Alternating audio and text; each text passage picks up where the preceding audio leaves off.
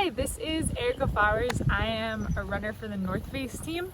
I'm also the defending RET champion, and I'm jumping on today just to give you a few training tips and tricks for a workout that can help you prepare for the virtual RET this year.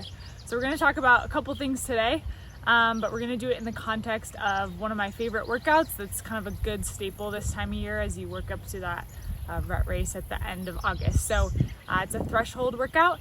That basically means your anaerobic threshold. It's a pace at which you could sustain roughly for an hour and then be completely smoked by the end. But we're gonna do a workout that is a 6 by 8 minutes with about 3 minutes rest in between each of those intervals. And we're gonna make sure that our heart rate during those intervals is what we call level 3 or threshold pace. So we'll talk first about kind of what that means. So threshold is, if you use a heart rate monitor, it's approximately 80% of your max heart rate. So if you don't use a heart rate monitor, that's also okay. It's kind of a pace that feels uncomfortable but not unsustainable. So your legs and lungs should be working pretty hard during a threshold workout, but at the same time, you don't want to be flooding so much that your arms and legs and body starts to cramp up. So that would be kind of all out race pace. Today we're talking about a workout that's kind of just below that, something that is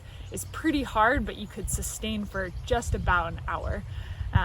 If you do have access to kind of any sort of lactate monitoring tool, typically you're shooting for a lactate of 4.0 millimoles blood lactate. So the first thing you want to think about, and this will apply both to this workout as well as the RET itself, is fueling.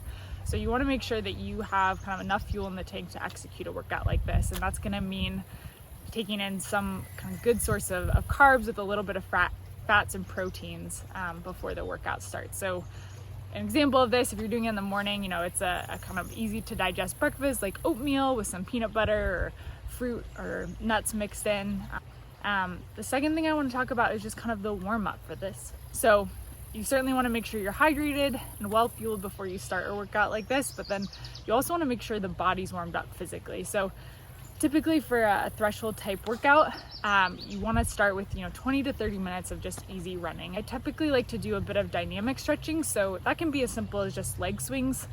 It can also include kind of a bit more dynamic jumping, skipping, hopping, some karaoke, some side-to-side shuttles, getting your body moving in a couple different directions, so that way once you start the intervals themselves, you're ready to go and you're not risking injury.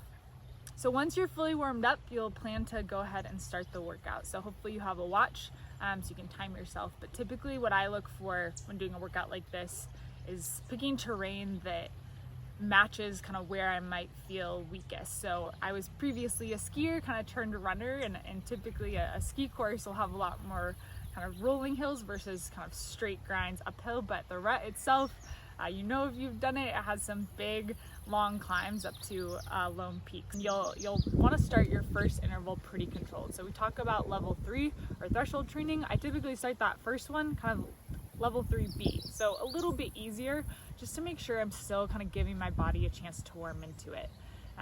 We'll then complete 6 of them, so 6 by 8 minutes at level 3, and then in between each one I'll typically run downhill for about 3 minutes of recovery, just super easy in between.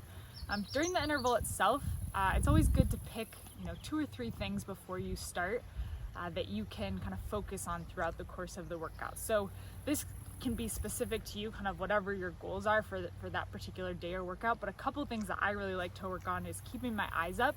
So I'm someone who tends to look at my feet and as a result trip more often on rocks, but I think keeping your head up, keeping your eyes up on the trail allows you to kind of move more quickly across the trail. Another one is when you're working really hard, it's easy to get super tight in the shoulders.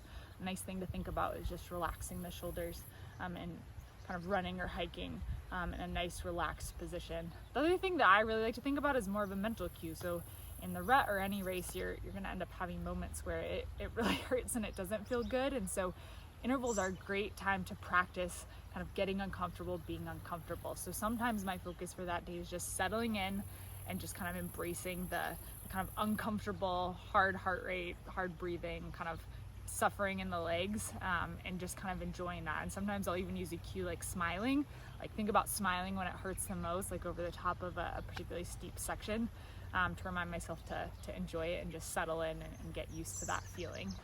Once you're done with the workout, there's a couple things that are really important to think about. So one, you want to cool down. That can be anywhere from 15 to 30 minutes of just easy running.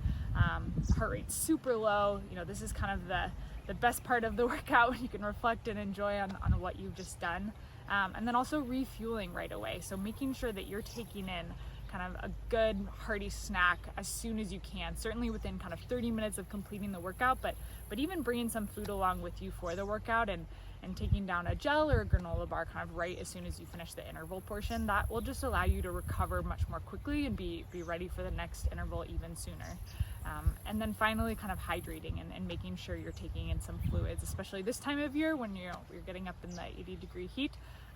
The rut can also be very hot, and we know that kind of early September, end of August, no matter where you are, you're likely going to get some heat. So making sure you're practicing that good kind of recovery and taking in fuel and hydration kind of right at the end of the workout. And then I always like to take just a few minutes to do some kind of more static stretching following any sort of interval workout. Just make sure that I'm not just jumping right in my car, sitting right down at my desk and getting back to work, taking the time to absorb the workout and be ready for the next one.